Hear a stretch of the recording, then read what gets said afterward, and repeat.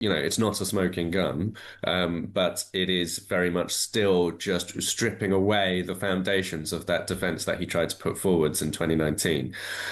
We don't know the context of the image. We don't know the age of the woman. And who knows, maybe it was a first aid course or something, but it just feels very difficult to believe. Well, let's get some more analysis now on the further release of the Epstein files. Robert J. McWhirter is a criminal defence lawyer who for many years worked closely with the US Justice Department. He says the disclosures could lead to further action. I think that it does make likely prosecution of other people. Your own Prince Andrew suffered what he did because of his implication with that. And I think there's going to be other people implicated. And of course, the main other person, whether he's going to be implicated, will be Donald Trump. But there are, I think, going to be other people who will face prosecution for this. And if you keep this centered on the rights of the victims, well, then that's the direction this should take. Well, that is Robert J. McWhirter, a criminal defence lawyer. In the UK, the focus is largely on the new revelations about Andrew Mountbatten Windsor. Let's speak to Jack Royston, who's royal editor at Newsweek. Morning, Jack. Good morning. Your reflections on what you've read, what you've seen in these new files about Andrew Mountbatten Windsor. So I do think that the biggest email that we've got that's new today is this one in which Epstein is offering to introduce Andrew to a 26-year-old Russian girl who was clever, he said, and beautiful and trustworthy, I suppose is the crucial word. Andrew, I think, was about 50 at the time, so, roughly double her age, certainly old enough to be her father. No explanation given about why Andrew might want to meet a random Russian woman, except for the obvious one. And what it basically means is that Andrew's position that he put forward in 2019 is really crumbling to the point where there's nothing left. So we now have a situation where Andrew said, nothing ever happened with any woman that Epstein introduced him to, ever. He was asked that by Emily Maitlis. He wasn't just asked about Virginia's allegations. He was asked, could there have been any woman in Epstein's orbit who you were introduced to? And he said no. This joins together with a past email that we got where Ghislaine Maxwell was offering to introduce, or he was asking Ghislaine to, we believe it was him asking Ghislaine to introduce him to inappropriate friends, and other emails with her clearly along similar lines. So this now seems to be an established aspect of the relationship between Andrew and both Epstein and Maxwell, assuming that these Invisible Man emails are indeed from him. It is very difficult to believe, though, that they could be from anybody else. I mean, it would be such an elaborate conspiracy for them not to be, taking place over a number of years. And it would have to have been that he was deliberately set up, because the biographical information in these Invisible Man emails perfectly matches Andrew in numerous places, down to Ghislaine referring to him as Andrew and asking, talking about Sarah and the kids. So it's very hard to believe that it's not him. And if it is him, then it establishes that there was an aspect to this relationship that was about him having access to women. And by the time you've shown that, I mean, Virginia's allegations are only really a small hop and a skip away from that position. Obviously, she's very tragically no longer alive. So if your other legal commentator suggested there could be a prosecution, of course she would not be able to take part in that because she took her life last April. What about these photographs which have been released overnight of Andrew Mountbatten Windsor? Essentially a woman lying on her back on the floor, obviously face blacked out to maintain her anonymity. She is fully clothed. He is essentially on all fours to the side of her and he's looking up at a camera. It's an uncomfortable image to look at. Well, he also has his hand on her waist, and you may remember that he told Emily Maitlis on the BBC that he wasn't much of a hugger, and he didn't, he presented himself as being somebody who isn't particularly tactile, and the photo must have been fake because he doesn't get himself into these kinds of situations, and yet here we have another one. So yes, I mean, it's not a smoking gun, but it is very much still just stripping away the foundations of that defense that he tried to put forwards in 2019. we don't know the context of the image. We don't know the age of the woman. And who knows, maybe it was a first aid course or something, but it just feels very difficult to believe. And most of all, Andrew feels incredibly and increasingly difficult to believe. We, have a little bit more information about the arrangements being made for Andrew's visit to New York in December 2010, which he told the BBC was in order to break off his friendship with Jeffrey Epstein in person, because that was the honourable thing to do.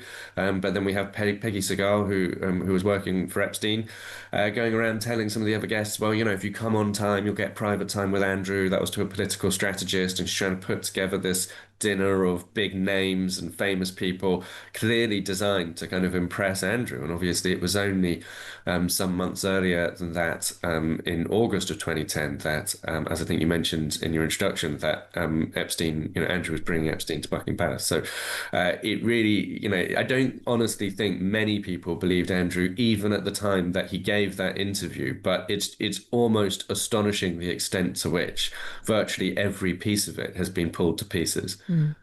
And you mentioned that invite, of course, to Jeffrey Epstein to come to Buckingham Palace because it was an area which basically enabled them to have privacy, is what was said in the email. We don't actually know if Jeffrey Epstein did go to Buckingham Palace. Bearing in mind everything we've said, and indeed what we've known in the past that you've also mentioned, how damaging are these latest allegations to Andrew Mountbatten Windsor? Or is his reputation so badly damaged that it just reinforces what people already know? Do you think it changes anything today? Well, what it does is Andrew's reputation is shattered beyond any kind of repair. It will never recover. There's very little space for it to drop further, because I think only about 3% of British people like him. And those people were probably joking, in my personal opinion. But what it does is it tests this strategy that Charles has adopted, because Charles wanted to get Andrew out of Royal Lodge because it's a massive 30-room mansion, and it created the impression that Andrew was being allowed to kind of continue living in the lap of luxury despite the allegations against him. So Charles is getting Andrew out of his mansion, and he's going to put him in another smaller house on the Sandringham estate. And I'm sure Andrew's not very happy about it, but Charles is still putting him up and funding him to a certain extent, giving him some financial support. Now, so far, that has actually, along with stripping Andrew of his titles, that's actually been pretty effective at shielding the monarchy from the radioactive cloud engulfing Andrew. But the question is, will that hold? If these emails continue to come and continue to come and continue to come, will people start to question the support that Charles is still giving to Andrew? And if that does start to become a new crisis for the monarchy, what does Charles do about it? What happens if Charles kicks Andrew out altogether? What, does he then go and, fall into the hands of a Middle Eastern government that might want to kind of use him to get, use his bank of information about the royal family to embarrass Britain? Or, there's a whole load of other questions that start to unravel. So right now, there aren't particularly signs that people are transferring their anger, their very, very legitimate anger about Andrew, on to Charles or on to the monarchy. But, we got 3 million emails to go through here, and it will be interesting to see how that plays out over time. Are we clear if there's anything that's been released overnight that could lead to further investigation by the authorities? The real problem here is, so age is crucial when it comes to investigation by the authorities. It's about age and it's about knowledge. And Virginia's not alive to testify in court, and that is a real problem, and it's absolutely heartbreaking. And actually, it's not just Virginia. There are other Epstein victims who had, significant material evidence to give, including a woman called Calum who says she was shown Virginia, back in 2001. Virginia says she was flown to London and made to have sex with Andrew. And that was when this photo was taken of Andrew with his arm around her waist and Ghislaine Maxwell's in the background. And Karen Andriano said that she was shown that photo by Virginia contemporaneously back in 2001 when Virginia flew home, which is a really significant piece of evidence in terms of corroborating Virginia's account that it's a real, authentic photograph. She also said that Virginia talked about having had sex with Andrew at that time. But she too has passed away. And it's a really heartbreaking thing about this story is that the trauma inflicted on these girls when they were really, really young has been a life sentence for them that has even, cut short their lives. So it would be really tough to imagine a successful prosecution of Andrew just because his lawyers would say, well, we would need to cross-examine the key witness. They would say this is the classic he said, she said. And if we can't even cross-examine the accuser, then he has no right, he has no possibility of a fair trial. But that said, I have always said that actually the evidence in Andrew's case is actually stronger than possibly any other alleged co-conspirator. So it's really heartbreaking for me that it never happened because I think there actually was a pretty decent amount of evidence. Jack, thank you ever so much for coming on. Good to get your thoughts this morning. Thank you. That's Jack Royston, who is royal editor of Newsweek, and it's worth just reinforcing that Andrew Mountbatten-Windsor denies any wrongdoing. Jack's sort of fundamental, crucial point there was about his credibility, Andrew's credibility, which probably really was shot to pieces in that Newsnight interview anyway, or afterwards, I mean. But there's been a continuation of the erosion of that sort of anything that he said. Everything about that account has been undermined bit by bit as more information has come to light. But you just wonder how this helps the victims and the survivors, because those are the people at the centre of this that should be remembered all the way through. And of course, it's very important to have transparency, and that has been the argument all along for releasing the Epstein files. I guess what many people are kind of trying to work out this morning is anything in there going to bring any sense of A, closure, or B, justice to those young women? And at the moment, I think that's unclear.